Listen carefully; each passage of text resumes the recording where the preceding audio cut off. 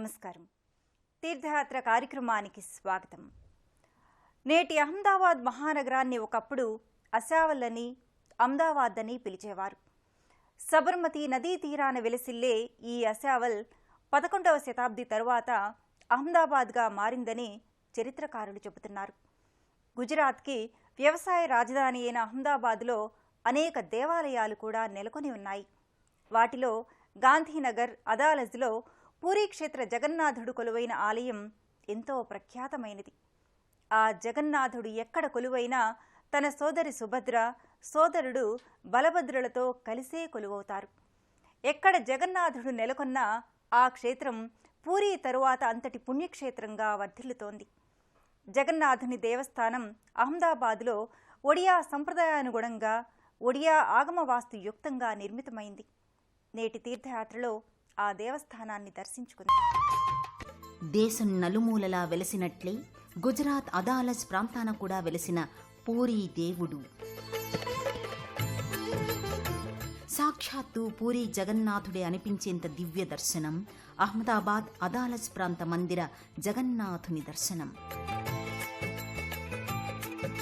సుభద్ర బలభద్రలతో కూడి జగానికి నాథుడై అలరారే జగన్నాథుని మూల విరాట్టులు.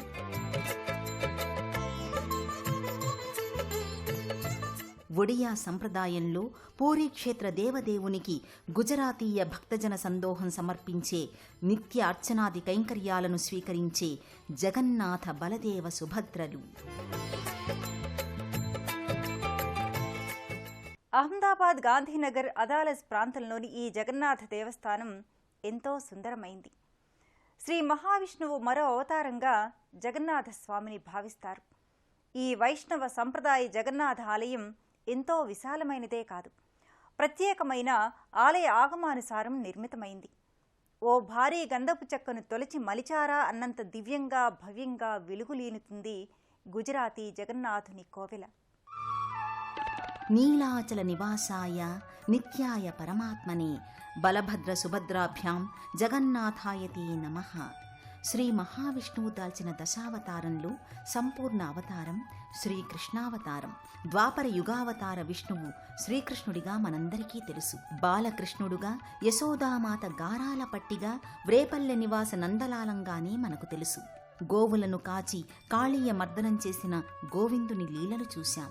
బృందావనాన నారీజన మానస చోరునిగా, మురళీధరునిగా చిలిపి చేష్టల కృష్ణయ్య గురించి విన్నాం. ఆ జగన్నాటక సూత్రధారి జగానికంతా నాథునిగా, జగన్నాథునిగా పూరీ క్షేత్ర నీలాచల నివాసాయగా కొలుచుకుంటున్నాం.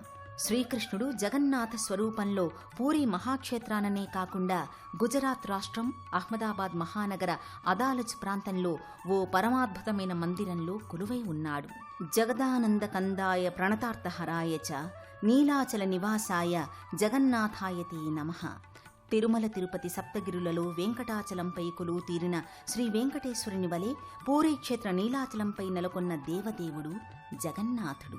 అందుకే ఆ పరమాత్మను నీలాచల నివాసాయ అని భక్తజనం కీర్తిస్తారు.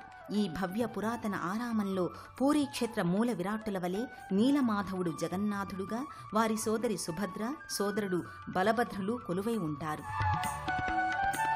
పూరీ క్షేత్రం కంటే మరో విశేషమైనది ఈ మువ్వురి మూల విరాట్టులు ఓ పెద్ద పద్మంపై ప్రతిష్ఠితమై ఉండడం. సకల దేవతల వలె రాతి, లోహ విగ్రహాలుగా కాకుండా దారు శిల్పాలుగా, అనగా కలపపై రూపుదాల్చిన రూపాలు ఈ మూల విరాట్టులు.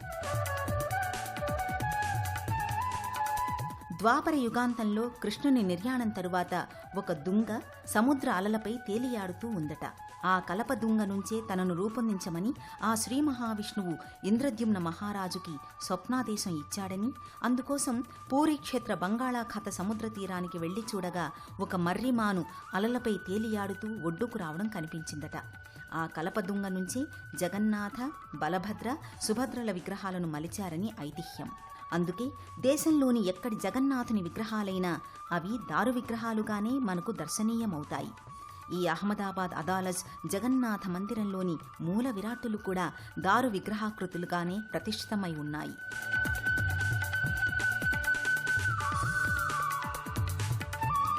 ఆ నల్లనయ్యను నీలమాధవునిగా దర్శించుకునే వారికి కుడివైపున పట్టువస్త్రధారుడే ఉంటాడు.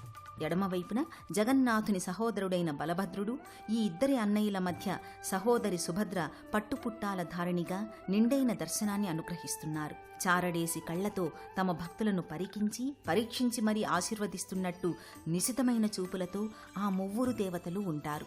ఈ మువ్వురు దేవుళ్ళు సకలాభరణయుక్తంగా కొలువు తీరి గర్భాలయ మూల విరాట్టులకు అందే సకల విధ సేవ.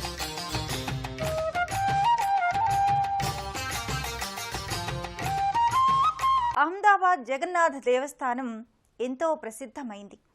ఈ ఆలయం పూర్తిగా పూరీ జగన్నాథ దేవస్థానం వలె నిర్మించటంతో పూరీ జగన్నాథ దేవస్థానాన్ని గుర్తుకు తెస్తుంది. ఈ ఆలయ గర్భాలయంలోని మూల విరాట్టులను చూస్తే పూరీ గర్భాలయం చూసినంత భావన కలుగుతుంది. అందరూ దేవతల వలె రాతి, లోహ విగ్రహాలుగా కాకుండా జగన్నాథ, బలభద్ర, సుభద్రల మూర్తులు ఓ ప్రత్యేకమైన చెక్కతో చెక్కినవి కావడంతో వీటిని దారుశిల్పాలు అంటారు. పూరీ దేవుణ్ణి పోలిన ఆ మూల విరాట్లను ఎంతసేపు చూసినా తనివి తీరదు. ఒడిశా రాష్ట్రంలోని ఆలయాలు ఓ ప్రత్యేకమైన వాస్తుయుక్తంగా ఆగమశాస్త్రబద్ధంగా నిర్మితమై ఉంటాయి. కళింగ శిల్పుల పనితనంతో బహుశిల్పమయంగా కూడా ఉంటాయి. అదే తీరులో, అదే రీతిలో, అదే ఆలయ శిల్ప ఆగమ వాస్తు విధానాలను అనుసరించి అహ్మదాబాద్ అదాలజ్లోని ఈ జగన్నాథ మందిర ఆవరణమంతా వెలుగొందుతోంది. పూరీలోని ఆలయాన్నే తీసుకొచ్చి ఇక్కడ నిలబెట్టారా అన్నంత వైభవంగా గోచరమవుతుంది. ఎక్కడా కలప ఉపయోగించకుండా ద్వారాలు, గుమ్మాలు, ప్రాకారాలు, గోపురాలు, విమాన శిఖరాలు ఎక్కడా కూడా కలపను ఉపయోగించలేదు. అన్ని నిర్మాణాలలోనూ రాతినే ఉపయోగించారు. మంచి గంధపు చెక్కతో పూరి ఆలయ ఆకారాన్ని చెక్కి అక్కడ నిలబెట్టారా అన్నంత దివ్యంగా, భవ్యంగా గోచరమవుతుంది. ఒక విధమైన చలువరాతితో ఈ గుజరాతీ జగన్నాథుడి ఆలయాన్ని తీర్చిదిద్దారు. ఒడియా ఆలయ ఆగమశాస్త్రం ప్రకారం పగోడా తరహా గోపురాలు, శిఖరాలు ఉంటాయి. 4 విభాగాలుగా ఉంటుంది. ఆలయాన్ని ఒక పక్క నుంచి చూస్తే ఆ 4 విభాగాలు కానవస్తాయి. మూల విరాట్టులున్న గర్భాలయాన్ని శ్రీమందిర్ అని అంటారు. దానిపైననే విమాన శిఖరం ఒక పిరమిడ్ వంటి ఆకృతిని నిర్మింపచేశారు.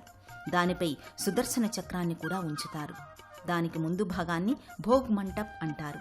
ఇందులో స్వామివార్లకు నైవేద్యాలను నివేదనకై ఉంచుతారు. దానికి ముందుండేది జగ్మోహన్ మందిరం. దీనిని నాట్య మందిర్ అని కూడా పిలుస్తారు. అన్నింటికంటే ముందుండేదే ముఖమంటపం, ముఖశాల. ఇలా గుజరాత్ అహ్మదాబాద్ మహానగరాన అదాలజ్ ప్రాంతంలో ఒడిశా రాష్ట్ర పూరీ వెలిసిందా అన్నంత రీతిలో జగన్నాథ ఆలయం విరాజిల్లుతోంది. వైష్ణవ ఆగమరీతికి చెందిన జగన్నాథ మందిరంలో ఏ నిర్మితి చూసినా వర్ణనాతీతంగా భాసిల్లుతోంది.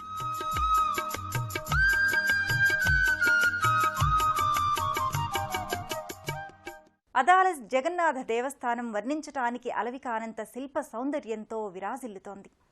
కళింగ శైలి శిల్ప రీతులతో ఏ కుడ్యాన్ని చూసినా, ఏ స్తంభాన్ని కాంచినా, ఏ ప్రాకారాన్ని చూసినా చెప్పలేనంత అనుభూతుల్ని కలిగించే శిల్ప సంపదతో కాంతులు వెదజల్లుతున్నాయి.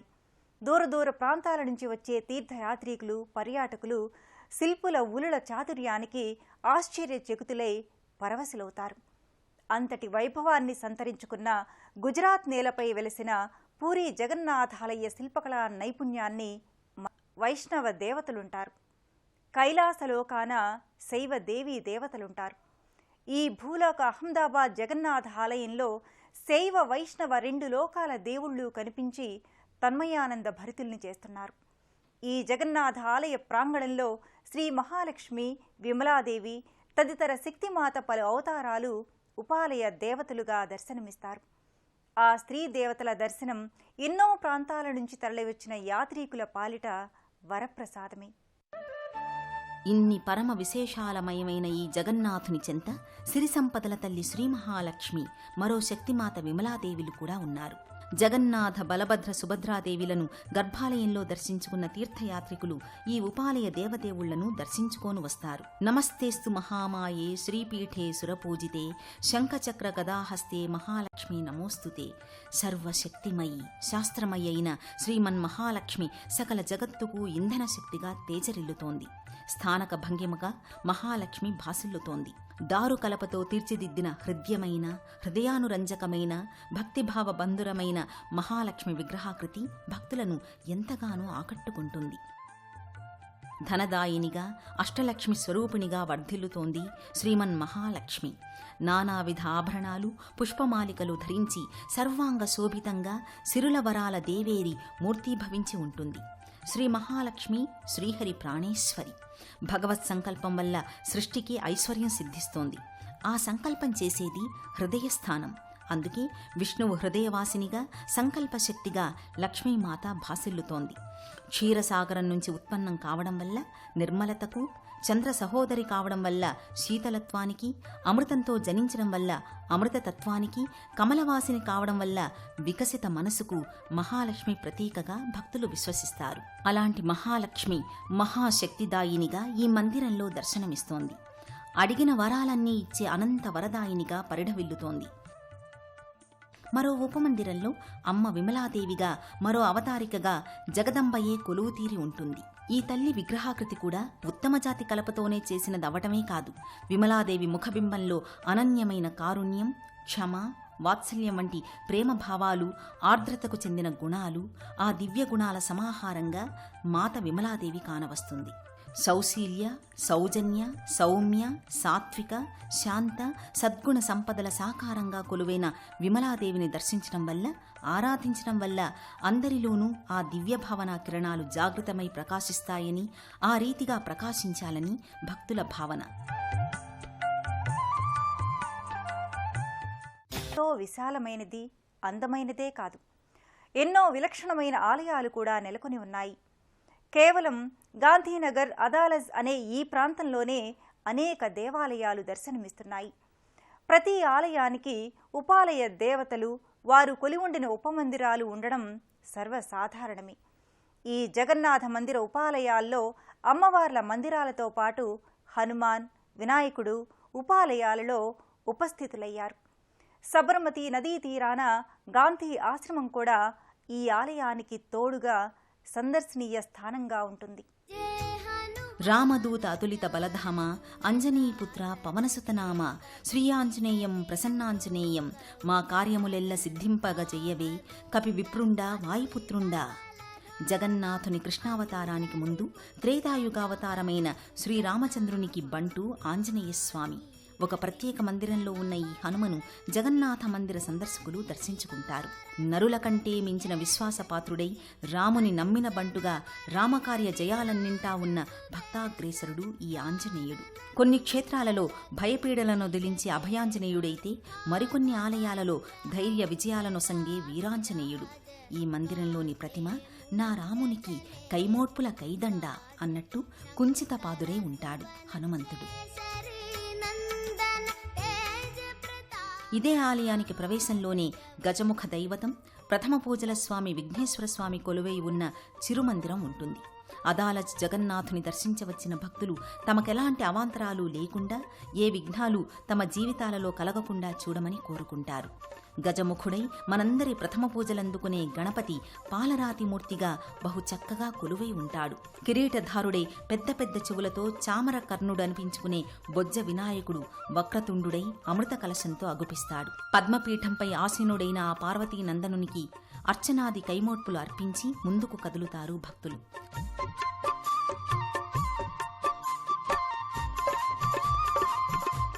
సబర్మతి నదీ తీరం ఎంతో సుందరమైనదే కాదు, మరెన్నో చరిత్రాత్మక ఘటనలకు భూమిక. ఈ తీరాన్ని స్మరిస్తే సబర్మతి ఆశ్రమం, ఆ ఆశ్రమంలోని భరత జాతిపిత మహాత్మా గాంధీ గుర్తుకు వచ్చి తీరుతారు. సబర్మతి తీరాన ఉన్న సబర్మతి ఆశ్రమం గాంధీజీ ఆవాస స్థానం. కస్తూరిబాతో మహాత్మా గాంధీ కొన్ని సంవత్సరాల పాటు నివసించిన ఈ గృహం ఇప్పుడు గాంధీ స్మారక మందిరంగా పర్యాటకుల్ని ఆకట్టుకుంటోంది. గాంధీజీ జీవనరేఖల్ని ఆవిష్కరించే పలు చిత్రాలు, విగ్రహాలు, గాంధీజీ వినియోగించిన వస్తువులకు ప్రతిరూపాలు ఈ స్మారక మందిరంలో ఉన్నాయి. ఇంకా అనేక స్మారక చిహ్నాలైన వస్తు సంపద, పుస్తకాలు ఇక్కడ ప్రదర్శనశాలలో తిలకించవచ్చు. ఉప్పు సత్యాగ్రహ శిల్పాకృతి, గాంధీజీతో ముడివడిన చారిత్రక ఘట్టాల చిత్రాలు, శిల్పాల సమాహారాలు, ఇలా ఎన్నో అపురూప గాంధీ చారిత్రక ఘట్టాల్ని ఈ ప్రదర్శనశాల, స్మారక మందిరం ప్రతిఫలిస్తుంది. దేశంలోని ఏ ప్రాంతం వారైనా నేరుగా అహ్మదాబాద్కు రోడ్డు, రైలు, విమాన మార్గాలలో చేరుకోవచ్చు. హైదరాబాద్ నుంచి జహీరాబాద్, హుమ్నాబాద్, సోలాపూర్, పండరీపూర్, పూణే, ముంబై, వాపి, నవసారి, సూరత్, వడోదర్ల మీదుగా అహ్మదాబాద్కి చేరుకుని స్థానిక వాహన సదుపాయాలతో గాంధీనగర్ రహదారిలో ఉన్న అదాలజ్ ప్రాంతానికి చేరుకుని జగన్నాథ మందిరానికి చేరుకోవచ్చు. విజయవాడ నుంచి వెళ్లే తీర్థయాత్రికులు సూర్యాపేట, హైదరాబాద్, జహీరాబాద్, హుమ్నాబాద్, సోలాపూర్, పండరీపూర్, పూణే, ముంబై, వాపి, నవసారి, సూరత్, వడోదర్ల మీదుగా అహ్మదాబాద్కి చేరుకుంటారు. మహానగర్లోని అదాలజ్ ప్రాంతాన నెలకొని ఉన్న శ్రీ జగన్నాథ మందిరానికి చేరుకుంటారు. శ్రీ జగన్నాథుడు జగత్తు అంతటికీ ప్రభువు, పురుషోత్తముడు, మానవోత్తముడు. అలాంటి పురుషోత్తముడైన శ్రీ జగన్నాథ స్వామివారి దర్శనం పూరీ క్షేత్ర సమానమైన గుజరాత్ రాష్ట్రంలోని అహ్మదాబాద్ ఆలయాన్ని కూడా చేసుకున్నాం. ఆ జగన్నాథుని కరుణా కటాక్ష వీక్షణాలు అందరి మీద ఉండాలని కోరుకుందాం. మరో తీర్థయాత్రలో మళ్ళీ కలుసుకుందాం. అంతవరకు సెలవు మరి. నమస్కారం.